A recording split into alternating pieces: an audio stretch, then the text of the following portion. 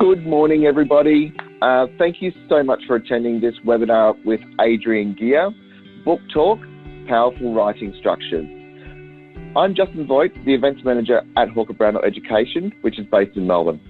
For those who aren't familiar with Hawker Brownlow, since 1985, we have empowered F-12 teachers and educational professionals with the tools and skills that they need to improve classrooms and raise student achievement.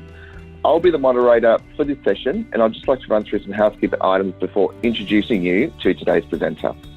Feel free to contact us as well if you do have any questions or would like any further support with Adrienne's work or any work that we may be able to do for you and your school. And feel free to join the conversation as well and follow us on any one of these social media platforms. So without any further ado, I would like to introduce you to our wonderful presenter today, Adrienne Gear. Adrienne has been teaching in Vancouver, Canada for almost 20 years, and after 4 years working as the literacy mentor supporting students, teachers and schools throughout the Vancouver School District. She's happy to be back home in the classroom teaching part-time. When not teaching, Adrienne presents workshops, conducts demonstration lessons and facilitates teacher leadership groups throughout British Columbia, internationally in the US, UK, Sweden and Australia. So let's welcome Adrienne Gear, and I'll hand it over to you now. Thank you, Justin. Thank you so much. I'm just going to make sure that I've got control of the screen. There we are. So for those of you who don't know me, Justin just gave you a little intro. I am the author of some books that I'm using and writing for teachers to support them in their pursuit of best practice in literacy. I've written some books on reading comprehension and then some writing power books on effective writing instruction, and then powerful understanding, which is really focusing more on social emotional learning and critical thinking. And all of the books are published through Hawker Brownlow in Australia and available through them. So hopefully at the end of the session, you might be interested in having a little look at one of them. So today I want to talk about my brand new book. I'm super excited about it. It's called Powerful Writing Structures. And what I wanted to just give you a little bit to start is the background of how that book came to be. So I had written 2 books already for teachers to help them with teaching writing. One's called Writing Power and one is Nonfiction Writing Power. But this particular book, Powerful Writing Structures, I'm going to go back to that slide just once, is kind of a little bit of a combination of both of them. My publisher wanted me to do a second edition of them, and I thought, because teachers ask me often, you've got all these lessons on, teaching personal narrative and story writing, and then you've got all these lessons on nonfiction writing. How do you combine it to make an effective writing program for someone that wants to look at all the different kinds of writing that we have to teach our students? And so what I did is I just kind of combined both of those earlier books into one. So this book really is helping teachers to set up a writing program that will last for the course of their year, starting with really how to set up an effective writing program, writing goals, looking at ways that we can do our lessons versus unstructured writing time, and editing, and all those things that we do at the beginning of the year to set a writing program up. And then I really focus in on the different types of writing that children are expected to learn, focusing on personal narrative writing and nonfiction writing and story writing. So that's kind of the background a little bit of the book. This seems to be doing a bit of a slow, Justin, I don't know if you're there, but it feels like when I'm pushing the screen, when I'm pushing to advance, it's not, oh, there we go. Oh, okay, it's kind of going, well, you told me there was a little bit of a delay, so I'll see if it's going to work now. So what I'd like to do today is highlight just a few things from my book that I feel like are going to be helpful to you, to give you a little bit of a snapshot of what is in the book. I'm going to be talking about how I view a balanced writing program. I want to talk about, incorporated into that, is what is an effective writing routine that you can set up in your classroom. I'm going to talk a little bit about brain pockets, which is my version of journal writing, and then I'll really hone in on the different writing structures that we're going to be looking at. So what is a balanced writing program? If a parent walked into your room and said to you, can you tell me a little bit about your writing program? Like, what are sort of some of the things that you are doing in your classroom around writing? How would you describe your writing program? So I think it's really important that we have a really clear understanding of what it is we're doing with writing. So if I were to break my writing program down, I kind of see it as three main components. And the first one I look at in the book, and just as I'm talking to you now, is the structured part of my writing program. And I would say that 70% of my writing program is structured. And what that means is that it's where I do all of my teaching. It's how I set up my writing program. It's having my students practice writing, but in a bit of a controlled environment, in that I'm supporting them in their topic choice. I'm teaching. This is really where all my teaching happens. I'm teaching those mini lessons, and I'm introducing something in my book called a write aloud, which is very similar to a read aloud, but instead of reading out loud, you're writing out loud. And what that means is you're modeling, you're writing in front of your children, but you're talking out loud the choices you're making as you're writing, so children can kind of see the process unfold. And that's a really important aspect of a structured writing program. And this is also when we're giving kids a lot of opportunities to practice writing, not publishing their writing, but practicing their writing. So that would be 70% of my writing program structured. 20% of my writing program I call unstructured. And these are opportunities that we provide for our students throughout the week and months that give children the freedom to choose whatever they want to write about. This is when you might set up a writing center or have your children do journal writing. It's when they're choosing their own topics, writing on their own paper, choosing their own tool to write, if they want to write with a crayon or they want to do felt pen writing. But it's just that open freedom for the children to just really explore and experience writing on their own without a lot of input from us. And then the third component of my writing program, I call the 3 Ps: publishing, projects, or Pinterest. And I call it the 3 Ps because I feel like as a teacher that is teaching writing, I think one of the things that we tend to sometimes fall into the trap of is we create a writing program that's very product driven. And a product-driven writing program is really focusing on these 3 Ps.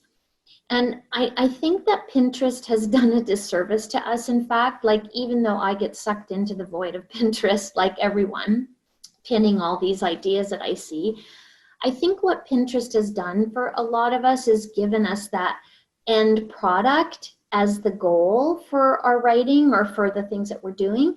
And there's really amazing things out there on Pinterest and the projects that we see, but we want to make sure that our writing program is not product driven, but process driven.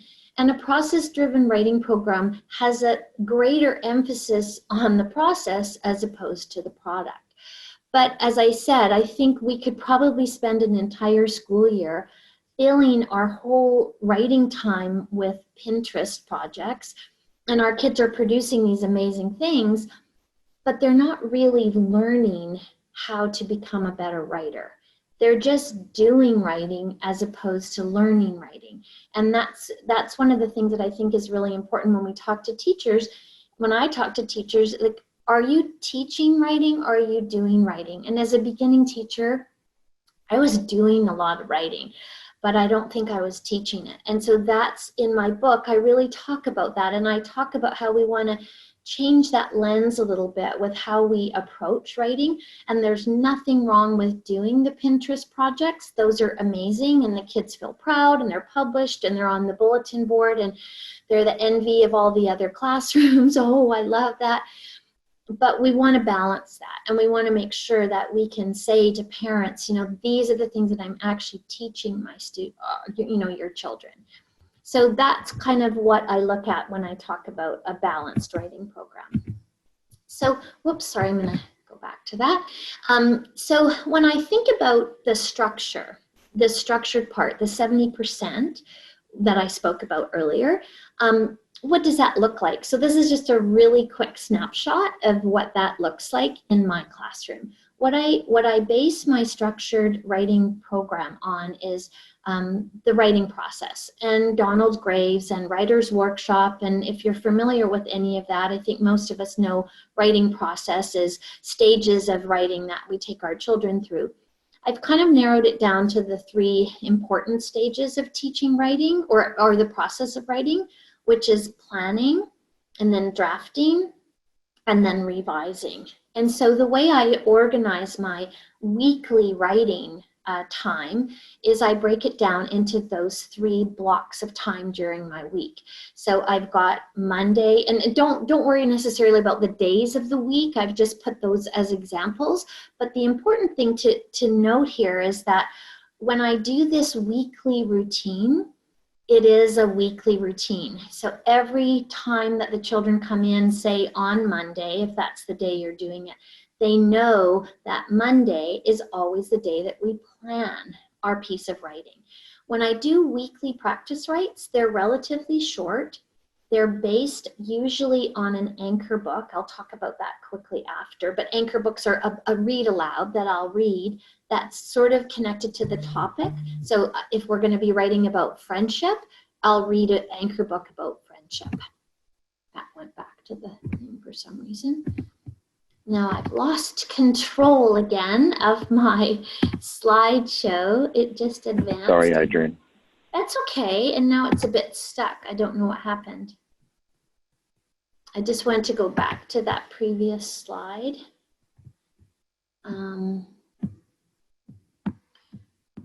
Oh, there we go. Thank you. Sorry about that. It's just making sure that the children, oh, sorry, I was talking about the anchor book. So I read the anchor book about friendship. We talk about our friends, and then that's the topic that we're writing about. And then on Monday, we always come up with some sort of a plan. And I really focus at the beginning of the school year on different ways that children can plan. I teach them picture planning, web planning, and list planning, and those are all also in the book.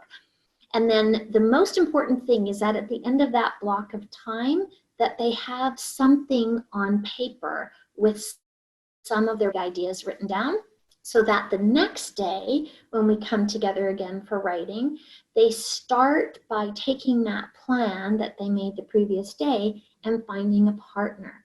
And they tell their story, they talk through their plan with their partner, and then I invite them to find another partner and tell their story a second time. And the most important thing there is the oral language piece. There's a lot of research that shows if children talk through their writing before they actually sit down and write, it becomes clearer in their mind, and then their writing is much more effective. So I spend quite a bit of time with that kind of the rehearsal for writing orally. And then usually we come together, and that's where I teach a specific writing lesson on a writing technique. These are the mini lessons when I'm doing my write alouds. Then the children begin to write. And then always towards the end of the week, we have a block of time that's really focused on the editing and the revision. So every week, my students go through this routine. We have a writing folder, and we keep our plans on one side, and we keep our drafts on the other. And this becomes kind of a really familiar routine for the children, and it allows me a lot of opportunity to work to teach the mini lessons, to work side by side with them, and all of these are very detailed in my book, all of the different stages of writing and what it looks like. So this becomes the structured part of my writing program. But then the other part that I want to talk about is the unstructured writing time, which is that 20% where kids are just choosing their own things to write about on their own time. And I used to, as a beginning teacher, do a lot of journal writing. And I would love having journal time with my students, first of all, because when kids are writing in their journal, I didn't have to teach. I could just sit at my desk and kind of rest. And I would tell the children, okay, I'd like you to do 7 pages in your journal because I'm really tired. And they would write, and they would write and write and write and write. And then I'd have to read all of their journals, and they were all really boring, because what happens with journal writing is we say to them, okay, write about your weekend, or write about, you know, something that you did after school. And what the children end up doing is it's almost counterproductive, because they're writing poorly. They're writing just this long list of and then, and then, and then, and then. This is my favorite journal, classic journal, of what I did on the weekend. I'm just going to read it out. It's just, a lot of you will, I'm sure, will be making connections to it. On Friday night, I went to bed. On Saturday, I went to the store. It was fun. On Sunday, I went to the park. I loved my mom. I liked my dad. I like dressing up. I love my mom. My mom is beautiful. And my mom is cuddly. My mom, my cuddle, my mom, my life. And it just kind of goes on and on and on with no meaning. So I recognized that all the things I was doing during my structured writing time were not coming out into their journals. So I decided I was going to kind of abandon the idea of journal writing, but I still wanted to give kids a chance to do their own free writing. So rather than calling it journal writing, I've called it brain pocket writing. And this plays a huge role in my classroom throughout the year. The children have little notebooks, just like you would give them a journal notebook. I give them that same physical notebook, but I don't call it journal. I call it your brain pocket notebook. And brain pocket writing really focuses in on where do writers get their ideas from. And as a writer, we want to be really focusing on writing from what we know, because most writers use the source of things that they've experienced, things they think about, things they know about, as the places of writing. And so what I like to do when I'm introducing children to brain pocket writing is just ask them that question.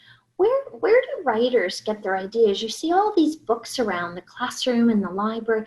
Where do those writers get their ideas? Well, let's explore that for a little bit this morning. Let's talk about the fact that our brains are filled with ideas, just full of things that we can use to write about. But one of the interesting things about how our brain works is that our brain kind of organizes our thoughts into 3 specific kind of areas of thinking. The first is called the memory pocket. And a memory pocket is the place in our brain that stores all of our memories of things that have happened to us. So you go to a birthday party on the weekend, that is a memory. You can use that to write. If you go camping with your family, you might have lots of camping memories. That's a perfect thing that you can use to write about. There's another part in our brain that I call our fact pocket, and that's a part of our brain that stores knowledge and information and facts. And sometimes authors will go to that source to share the information they have in their brain with other people. So that's another important source for writing. And the last pocket that we have in our brain is our creativity, and that's what I call our imagination pocket. And often writers will use those imaginative and creative ideas as sources for their writing. So this year, instead of doing journal writing, we're going to do what's called brain pocket writing. So we're going to be looking at deciding when we sit down in front of our blank notebook, first of all, what pocket would I like to be writing from today? And then once you've decided what pocket you want to be in, then you can find your topic. So what I like to do with the children at the beginning of the year is just give them an opportunity to kind of brainstorm lots of different ideas. So I might decide, I might be modeling this as I'm explaining it and saying, you know, I have lots of camping memories, so I could write about a camping story. I know a lot about gorillas because I follow a woman named Jane Goodall, and so I've learned a lot about gorillas from her, so I could write about gorillas. And I have a son who plays hockey, and he's a goalie, and I thought one day, wouldn't it be funny if I went to the ice rink and the other goalie was a penguin? So I could write a story about the penguin goalie. So I kind of model this, and then I've got, this is just a picture that I took of one of the lessons that I did, just introducing brain pocket writing to kids.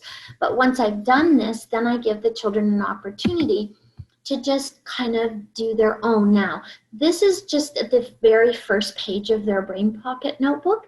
They do not have to write on all of these ideas, but this is just kind of our brainstorming session. I'll give you a couple of other examples. This is, I like what's in this child's imagination. What is some possibilities for imagining being sucked into a phone, or writing about zombies or talking cats or emoji dogs. It's very funny. I love this idea. I would love to say this came from me, but it was a teacher that had been to a workshop, and then she sent me this picture. She said, well, I decided I was going to make real pockets. So when she was introducing brain pocket writing to her kids, she had made these pockets, and then she pulled out these little ideas out of the pocket. I thought it was brilliant. But I really liked how she used prompts. I remember when, I can tell you about, and once there was. So great little prompts for those. So once the children have kind of brainstormed that, then I give them an opportunity. At the beginning, we all do one memory pocket writing, and then we do one fact, and then we do one imagination. And then after that, they're free to choose whatever they feel like that day when we do brain pocket writing. And I would usually do brain pocket writing in equivalent to what I would do journal writing, so probably about once a week is when I do that. If you use something called the Daily 5, or if you're familiar with the Daily 5, brain pocket writing works really nicely tied into Daily 5 when they do their work on writing. It works really well for that too. This is just a cute little anchor book I read to younger children when I'm introducing memory pockets. It's about a little boy in a class, and it's called Ralph Tells a Story. And he's one of those children who, when he looks at that notebook or that blank piece of paper, his brain always says, I have nothing to write about. And lots of kids are like Ralph. I have Ralph in my class almost every year. Ralph has nothing to write about. He looks at that blank piece of paper and he can't think of anything. But I always say to children when I read this story, Ralph hasn't learned about his memory pocket yet. So he spends a lot of time on the floor during writing time and looking at fish and counting clouds. But one day he says to his friend Daisy, I have nothing to write about. And she says, are you kidding? I've written so many stories about you. And she starts pulling them all out of her desk. And she says, remember the time you let me brush your hair? And remember the time you knocked down all your crayons? So what Daisy's teaching Ralph here is, it's not, you don't have to have a big idea, big story. It's the small memory moments that you can use as the source for your writing. And so then Ralph learns about memory pocket. It doesn't actually say memory pocket in the story, but I kind of pretend it does. And then these are all, I don't know if you can see this, but these are all the titles of the books that now the stories Ralph is writing from his memory pocket. When the librarian yelled really loud at me, my bathroom emergency, when the principal tripped, the smelly Band-Aid, when milk came out of my nose. So it's just a great kind of inspiration to get kids thinking about those little small moments. This is just an example from our brain pocket writing. It was a grade 4 student. He was writing, I'm not going to read it, but he was writing about the time when he was looking for toothpaste and in all the drawers, and he couldn't find the toothpaste, and he found what he thought was toothpaste in his dad's drawer, and he put it on, but it was all puffy, and it turned out that he brushed his teeth with shaving cream. So it was a great, just a great little memory pocket moment. fact pocket writing. I always find with younger children, there are certain kids in the class that are just like walking encyclopedias of certain things. Like they know every fact about, you know, diggers and dump trucks, or they know all the dinosaur facts, or they're just like fact. Their fact pockets are overflowing with certain topics. So there was this little boy in a grade 1 class, and he just was so obsessed with airplanes. Like every time I would walk into that, it wasn't my class, but I was working in that class. Every time I went into the class, he'd come up and say, Miss Gear, did you know that, you know, this airplane has this many, you know, all just, I loved him for that. So he loved fact pocket writing because every time he would write about airplanes. So this is just a sample from his notebook. Airplanes. Did you know that airplanes have seat numbers? You may see that on your boarding pass. Boeing 777 has 5 exit doors. Boeing 787 has 4 exit doors. Boeing 787 has an extra door on the wing. There are some seats next to the exit. And when there's an emergency, the cabin crew will open the door. Like it's so beautiful because I can just hear him like saying those facts to me. So that's fact pocket writing. And then, imagination pocket writing. I usually read this anchor book, which is called The Idea Jar. And it's just all about how our minds are filled with these imaginative things, like the zombies and the unicorns and the dragons and the pirates, and they're great sources for writing. So that becomes the unstructured writing time, brain pocket writing. But you will notice I'm going to come back to those ideas of the brain pockets in a moment when I talk about writing structures. So that's the third part of my little presentation. And I mentioned all of these ideas and lessons are in my Writing Power book, as well as that template that the kids can use for their own brainstorming of their writing. So now I want to talk about writing structures, which is really the foundation of the whole book. And it's really about helping kids understand that depending on what they're writing, they need to use different frames for what it is they're writing. So when I'm introducing this concept to students, I like to use the analogy of building something and creating a structure out of material. So when you are watching a house or a building being built, the architects design it in such a way that you always begin with the frame. And that frame, that structure that frames whatever building you're building, holds everything in place. So you begin with the structure, and once the structure is solid, then you can put up the walls, and then you can bring in the furniture, and then you can paint and add all your decorations. So it's always about the frame. And depending on what kind of building you are building, you're going to use a different frame. So houses have a certain frame, and then if you're building a skyscraper, again, that's going to have a different kind of frame. But what they have in common is that very important inner structure. And it's very similar with writing. As a writer, we always want to begin by thinking about that frame and that structure. Because if we don't create the structure first, if we just start writing, or if in a building they just start putting the walls up without that frame, the building's going to fall apart and your writing's going to fall apart. So this year, what we're going to learn is, as writers, we want to have this idea in our mind, whatever it is we're writing. If we're writing a story, what does that frame look like?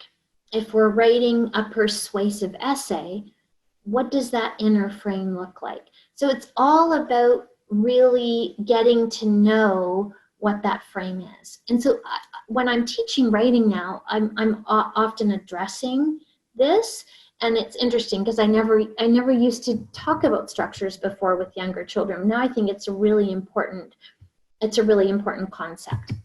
So what are the major structures that children need to have experience with in an elementary school life time there?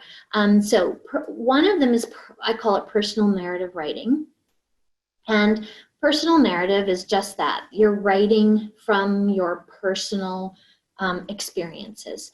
You're writing about people you know, you're writing about experiences you've had and objects that you're familiar with. So it's almost like people, places, things, events, experiences, but they all come from within your own personal experiences.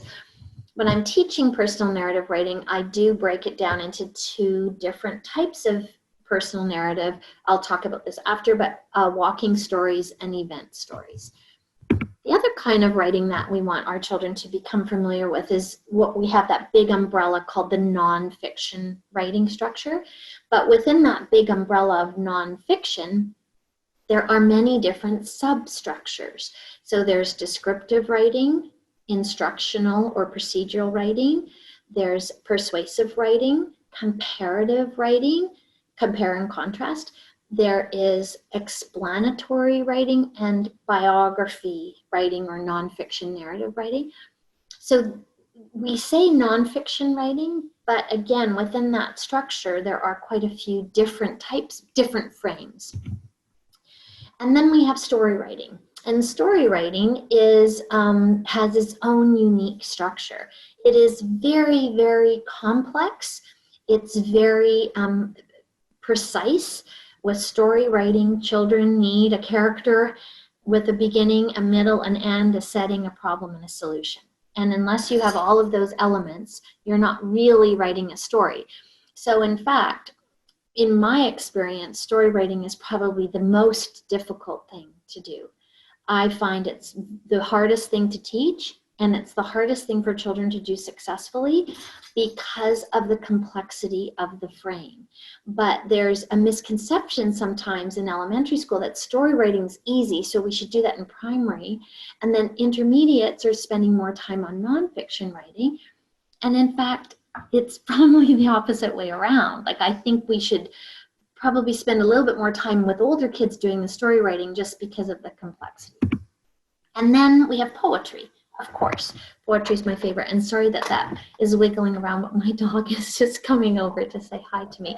And then she's yawning. Okay, so poetry. Poetry, I love writing poetry. I love teaching poetry. But within that big umbrella of poetry, you've got all these little substructures. You've got haiku and synclain, and you've got list poetry and concrete poetry and limericks, and they all have their own unique structure.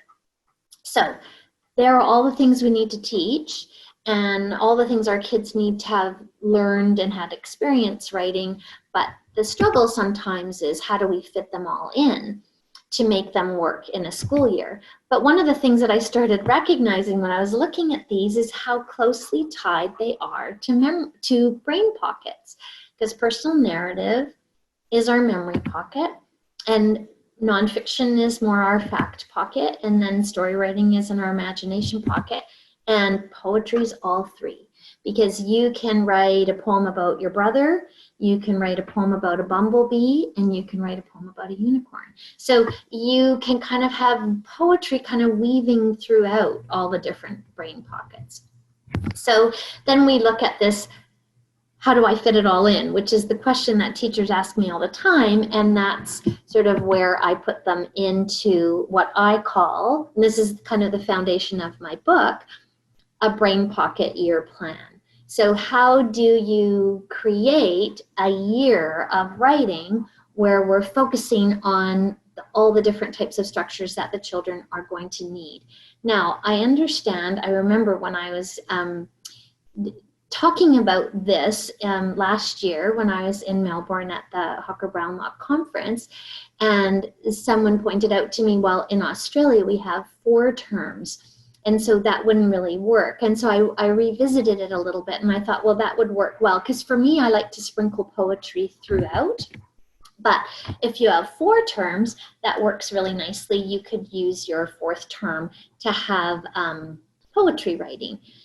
So it's just a matter of breaking up the year into the different focus areas so that children really understand what that frame is. So this is as a page in the book, but basically this is your whole year of teaching writing all on one slide. So you don't need the book really, you just need this slide, but you could buy the book as well. But this is kind of organized, like I like to make charts like this because it makes it easier for me to kind of see the whole year. But this is how I've sort of structured the idea of term 1, we're doing personal narrative writing, but mostly in term 1 at the beginning, we're setting up our writing routine. We're getting kids comfortable with the plan, draft, revise. We're setting writing goals. We're doing our writing assessments, all of those things. But then we're focusing a lot on personal narrative writing because it's the easiest to teach because children don't have to research and they're not like trying to invent characters. They're using their own personal experiences. It gives me an opportunity to do a lot of mini lessons there. Then we move to nonfiction writing, which is a lot, but as I'm going to mention, it's not important that we're trying to cover all 6 different nonfiction structures. We're actually just choosing 2, and then we're moving into story writing. So I'm going to focus just very quickly on the memory pocket writing. And as I mentioned to you, walking stories are based, this is how I begin. Walking stories are really topic based, and I talk about single topics and person, place, or thing connected to your own experiences. And it's memory pocket writing. And the key about the walking stories is that there is no time passing. So there's no beginning and a middle and an end to a walking story because it's based more on a topic. So I always like to start with anchor books when I'm reading when I'm introducing walking stories. So I'll just give you some examples. So let's say we're writing about ourselves. So on that draft day, the first day of the week where we're introducing the topic, I might read one of these books connected to me, and then we'll talk about what the author was doing and what were some of the things that we noticed that the author was talking about, and that was going to be our topic. We might be writing about a friend, describing our friend and why they're important to us and what makes them special and what things we like to do together. So those would be anchor books about friends. We might be writing about special grown-ups. You know, Father's Day is coming up and Mother's Day, and we can write about special grown-ups and special family cultural events, celebrations that we might have that connected to our culture, special places, favorite seasons. That one book in the top corner there all through the year, that's an Australian author. It was one of my favorite books that came out last year. I just love it, All Through the Year it's called. And then this gives me an opportunity to do lots of mini lessons. So teaching triple scoop words, adding interesting details, similes, just an example. Adding interesting details. This is a lesson from the book that I often talk about with younger children. I will write this story on the board and I'll say, boys and girls, I'm so excited because while you were having your recess time or your gym time or your music time, I wrote a story. I'd like to read it to you now. Here's my story. I have a cat. The end. What do you think about my story? And of course, kids are so, they're very sweet. And they say, oh, it's a great story. I say, no, it's actually not a great story. Because why? What I wrote about a cat, but I didn't include any details. What would you like to know about my cat? So then we talk about, maybe we'd like to know the cat's name and what it looks like. So then I introduce them to a 5-finger planner. So we all hold up our hands and we say, now, if we are writing about a topic and we want to make sure that we're adding some details, I want us to remember our 5-finger planner. So let's think about this.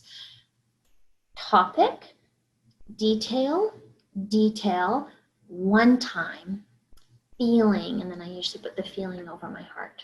Let's try that again. Topic, detail, one time, feeling. So let's try to remember that when I write about my cat. So I could go topic, detail, detail, one time, and feeling. So let's try that with my cat. My topic is my cat. So I could say, I have a cat named Sumo. Now I need a detail. What detail could I put? Oh, Sumo has black and white fur. Now I need another detail. Sumo likes to drink coffee. That's true. I did have a cat who liked to drink coffee. One time, Sumo fell in the bathtub, and I need a feeling. Oh, I love my cat, Sumo. So this gives kids that little bit of a frame that when they're writing about their topic and they're trying to add details, if they can remember their 5-finger planner, it can just help them stretch their writing out a little bit.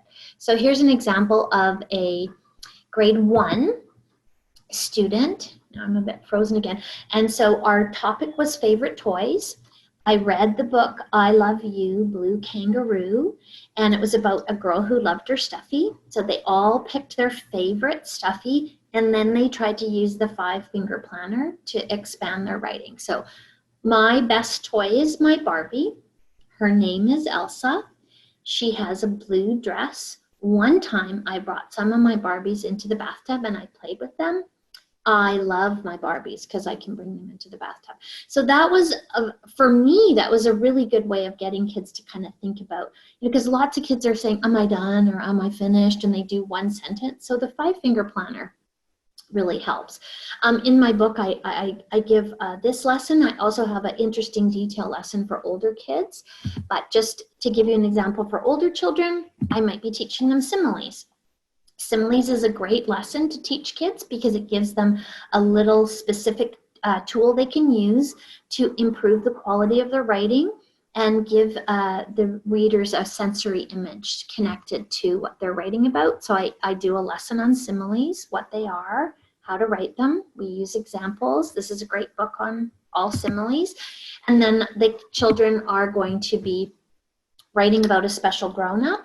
And this was the piece of writing. This was a grade 5 student who was using the technique of writing about his father using similes. So I'm not going to read the whole thing, but there's this line in here that I just love in this story. My dad is special. My dad smells like grapefruit cologne when he goes to weddings and funerals. I love that line. It is so unique, it's so personal, it's so sensory, and it's got such a great simile connected to it. So their goal was they were trying to include 3 similes in their writing about this, their practice write about their dad. When I'm doing personal narrative, after we spend probably 3 or 4 weeks on walking stories, I move into event stories. And event stories are my way of bridging kids to eventually what they're going to be doing in story writing, which is a big leap to go from personal narrative writing into story writing. So event stories is kind of my bridge between them. And what they are, they're still using their memory pocket. They're still writing about themselves. But this time, what they're writing about is an event. An event has a beginning and a middle and an end, but no specific problem. But the key to teaching event stories is you're introducing children to transition words. And transition words are key to successful story writing because all stories have beginning, middle, and end. And so if we want our children to be comfortable writing stories, this is kind of a preempt lesson to story writing, but this becomes easier to teach because they're still using their own personal experiences. So I usually spend a little bit of time reading anchor books that I would describe as event stories. So all of these books are, I call them small moment writing. It's events that take place in a short period of time. So it's not I'm writing about my trip to Disneyland. It's I'm writing about jumping off a diving board or going on a roller coaster ride. So it's a small event that has a beginning and a middle and an end. So I read some of these anchor books, and we try to deconstruct them a little bit for sequencing. So I read the story, and then we try to look at what happened at the beginning, what happened at the end, and what were the key events that happened in between the beginning and the end. So we're really focusing on the sequence. Then I give the children an opportunity to write their own event story. So we brainstorm events. They choose one from their own personal life. And we begin with only box 1 and box 6.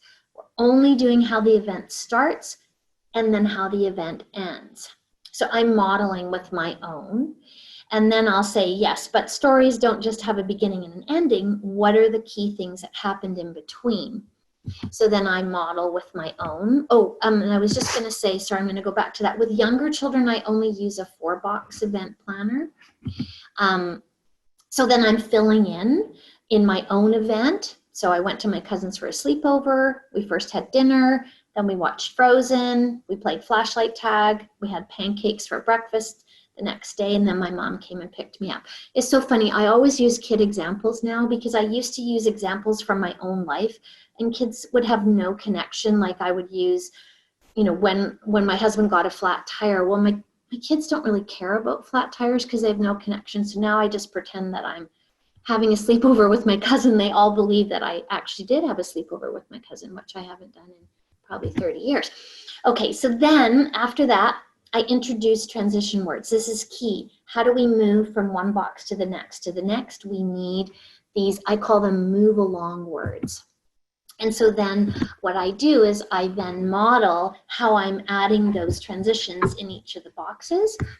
And then I invite the children to do. So this is just an example of a child. I think this child is grade 2, and he did his event was going swimming with his family.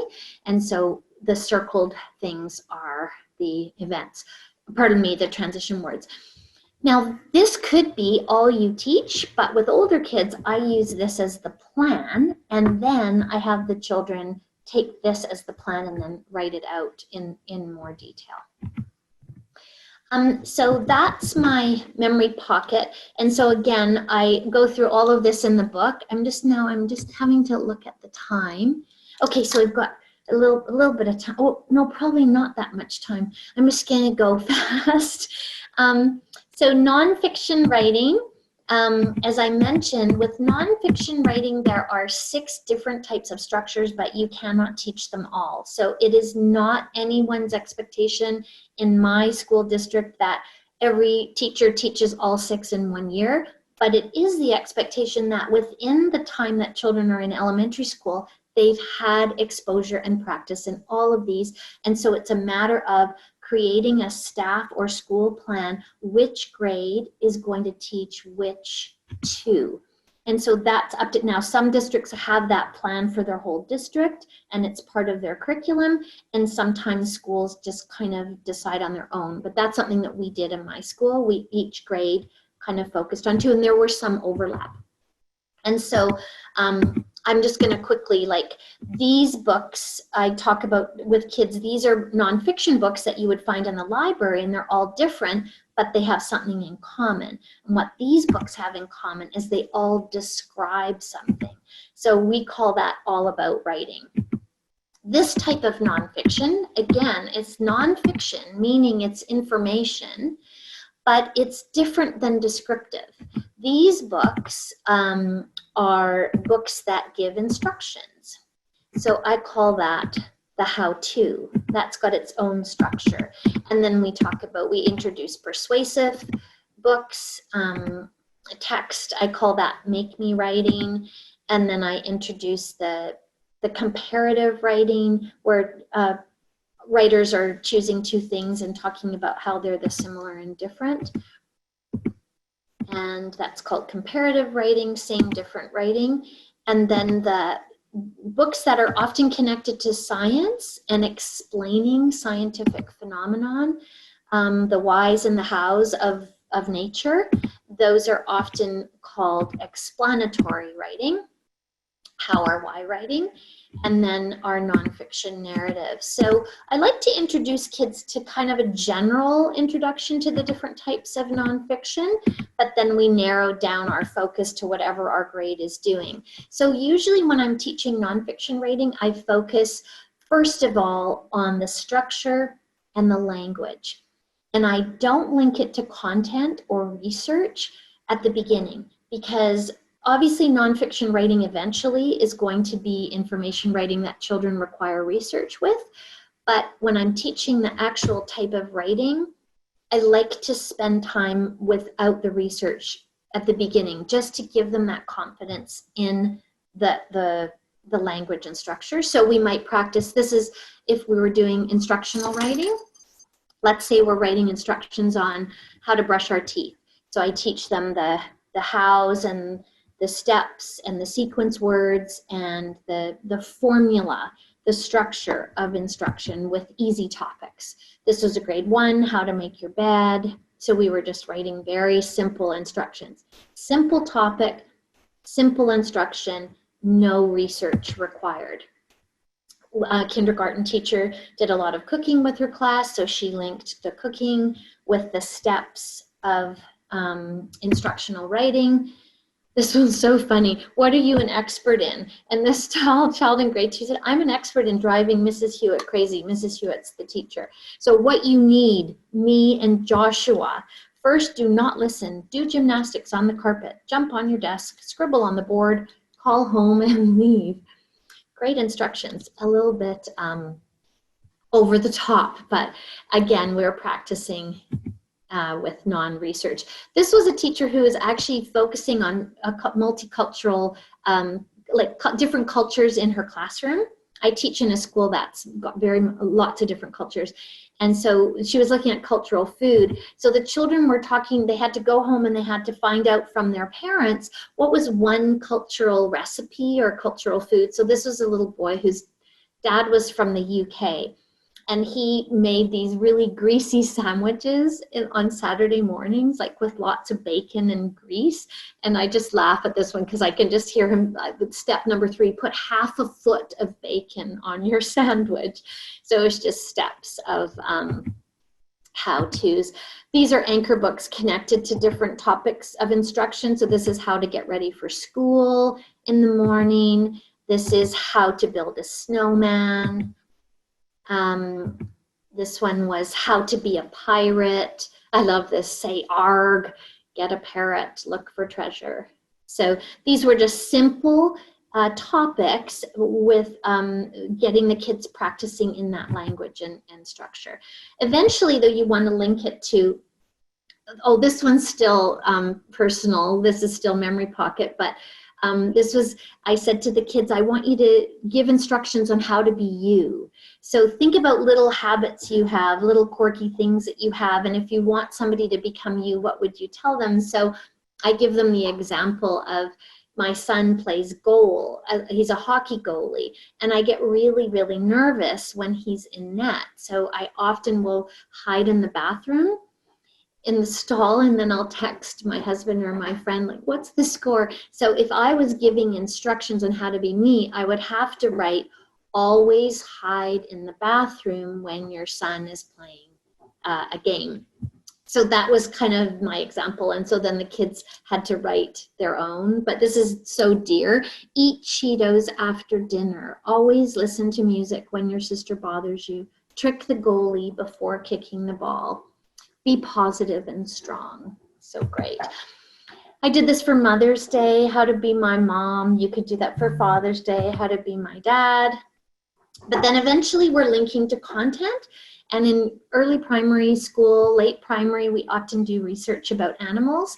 So what I did was based on this very inspirational book, and this one too, How to Be a Butterfly, which is just so beautiful because it's giving the reader the facts, but in instruction rather than description. So it's just that little twist on it. So I got the kids to think about, if the sentence is raccoons live in a forest near a water supply, how could we turn that into instructions? So live in a forest near water. So I got the kids to research their animal, But rather than writing descriptive reports, they were writing how-tos. And they turned out really well. How to be a red fox. You should live for 12 years, weigh about 6 kilograms, live near a forest, live in a woodpile, eat frogs and rabbits and birds. So it's a great way of having them do their research, but writing in a different form. This was for early primary. The kindergarten grade ones did the same thing, but I gave them a bit of a simpler form, and they only had to research one thing for each of these ideas. So this is how to be a skunk, live in a hollow tree, eat delicious food, have black and white fur, spray a bad smell, beware of coyotes, and be brave. And then those became that was a bit of a Pinteresty bulletin board, but a lot went into the process before we made the thing. I know that in our country, and I'm sure it's the same with you, we're always looking for ways to link to Indigenous content. And so I was working in a class where they were learning about Indigenous culture, beliefs, and traditions. And so what we were looking at is, once we were learning about these, how could we link this to our writing? So we were learning about smudging ceremonies, which is a tradition in our Indigenous people, that we bring this, we light some herbs and we bring smoke towards our face with our hands, and the positive energies coming in, the negative energies going out. So we were learning about this. We brought in an elder who did a smudging kind of ceremony with our students, but then it gave us a perfect opportunity to do a how to have a smudging ceremony. So it was just a great link. Another one was a sharing circle. We learned about what a sharing circle was and how do you conduct it, that tokens are passed and tokens are connected to nature. There are certain rules about a ceremony. And so, again, I'm going through this really quickly, but it was a really great way of linking our Indigenous content with our how-to writing.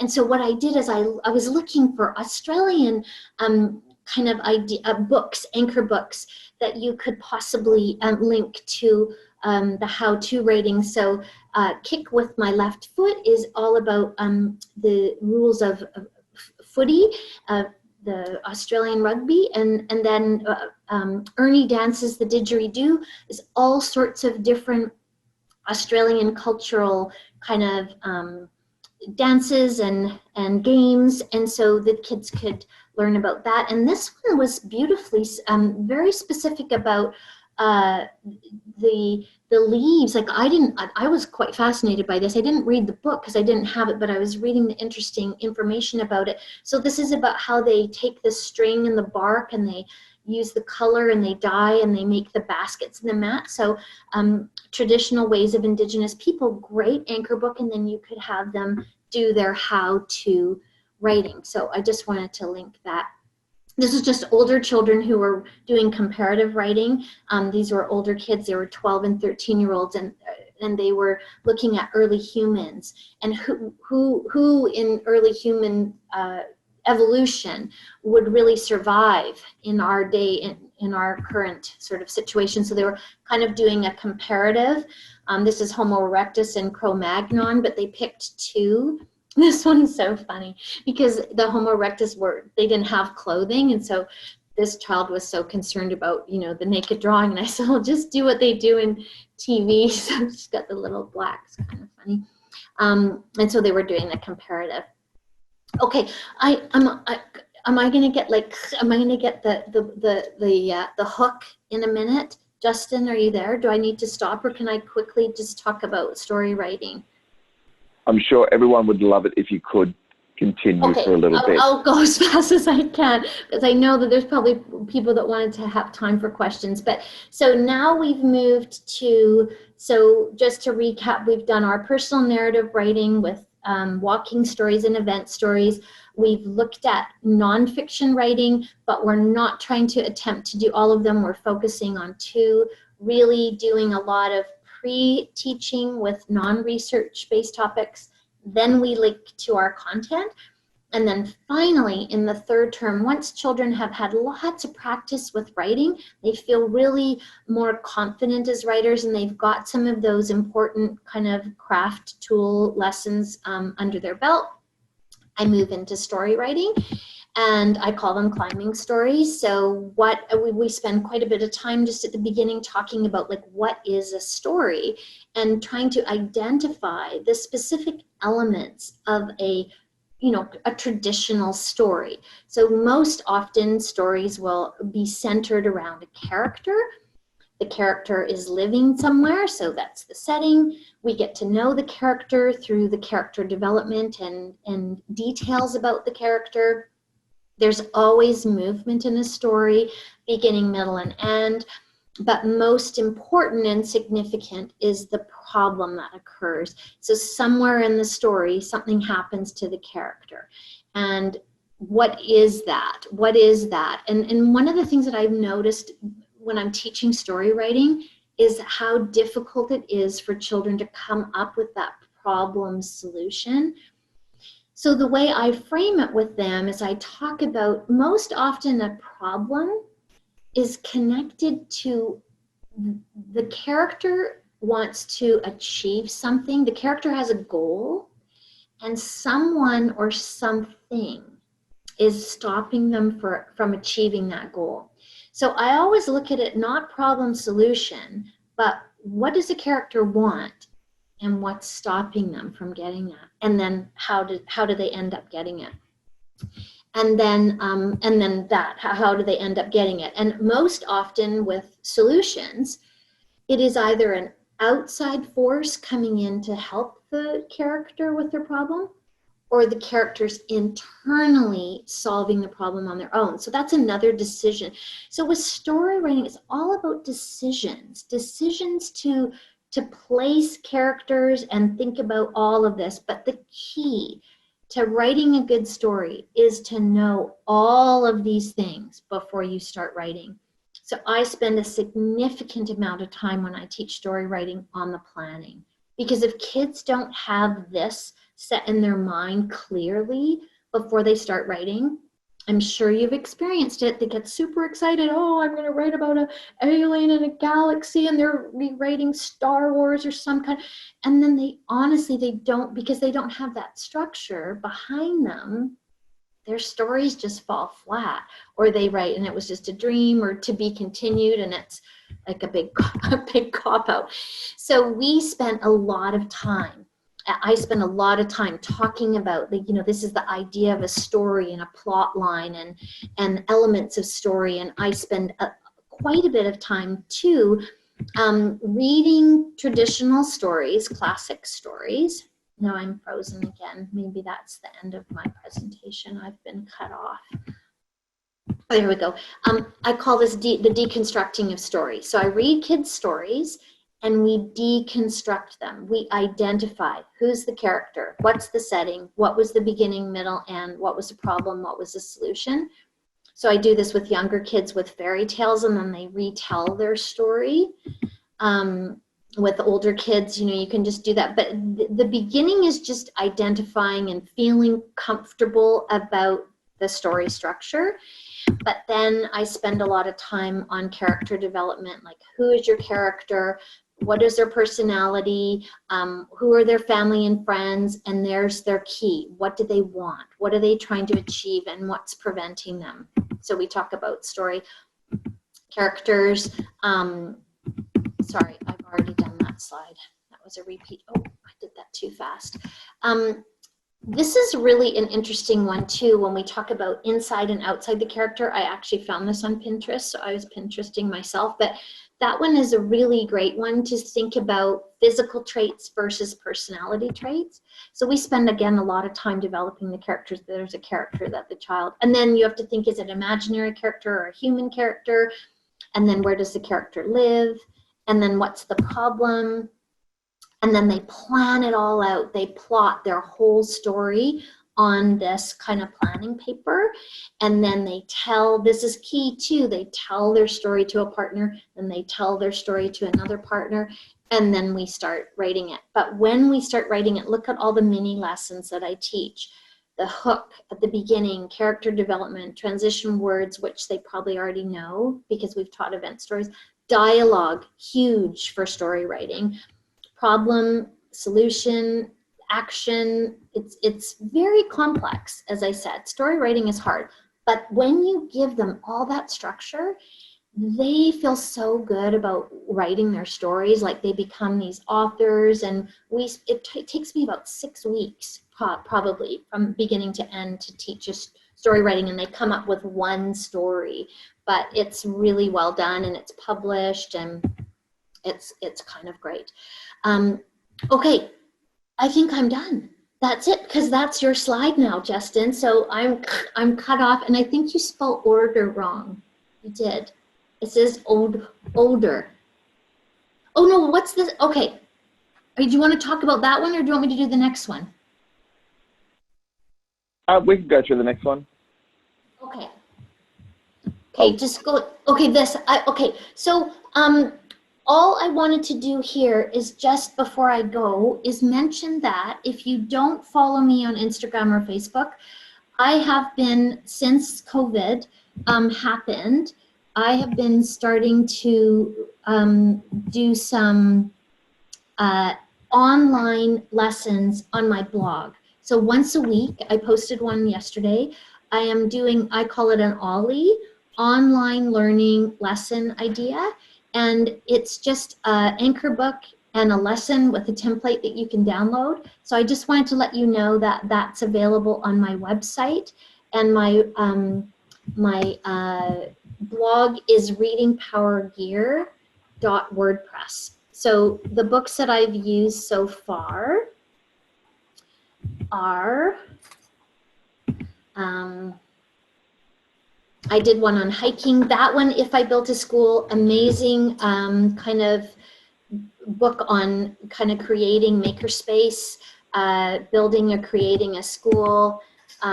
So if you just wanted to have a look at some of those lessons, they're all there, and you can just, and the books I picked also are books that you can go onto YouTube, and they're there.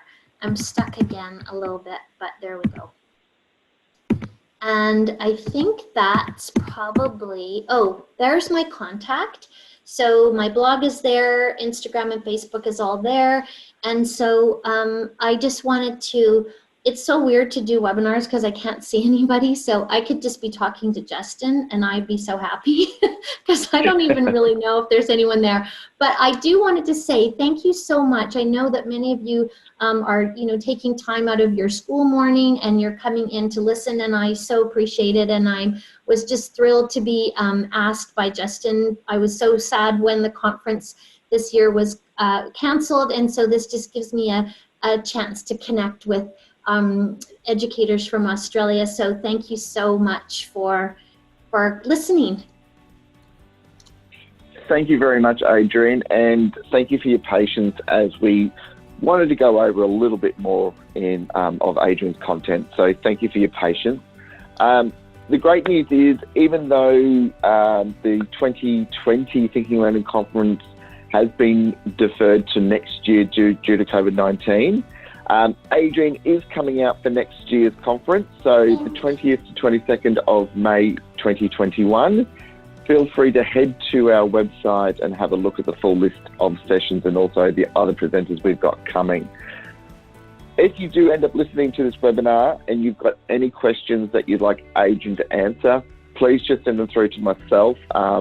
You should all have my email address. If not, forward it through to info@hbe.com.au and I'll forward them through to Adrienne. Yes, perfect. Perfect. Thank you so much, Adrienne, and thank you everyone for your attendance. Take care. Thanks, everybody. Have a great day. Thanks, Justin. Thanks, Adrienne. Bye.